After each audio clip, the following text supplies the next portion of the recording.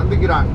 சந்திச்சு விசாரிக்கிறாங்க, உங்களுடைய சூழ்நிலை எப்படி இருக்கு அப்படிங்கும் பொழுது என்ன செய்றாங்க, கடுமையான எதிர்ப்புக்கு மத்தியில நம்ம என்ன செய்றோம், இங்க வாழ்ந்து கொண்டிருக்கிறோம் அப்படிங்கிற மாதிரியான செய்தியை சொல்றாங்க.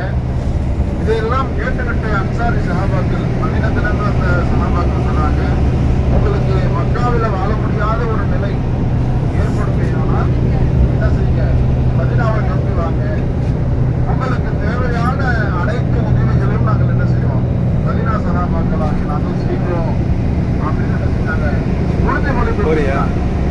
அதனுடைய அடிப்படையில தான் எந்த சஹாபாக்கள்லாம் அவருடைய எஜமானர்களிடத்துல கொடுமைப்படுத்தப்படுறாங்களோ, ஏன்னா அன்னைக்கு அடிமைகளாகத்தான் இருந்தாங்க பல சஹாபாக்கள்.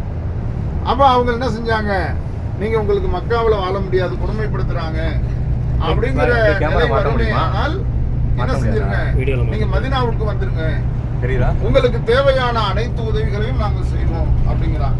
அதனாலதான் என்ன செஞ்சாங்க, மதீனாவுக்கு ஹிஜ்ரத் செஞ்சு வந்தாங்க. மதீனா சம்பந்தமான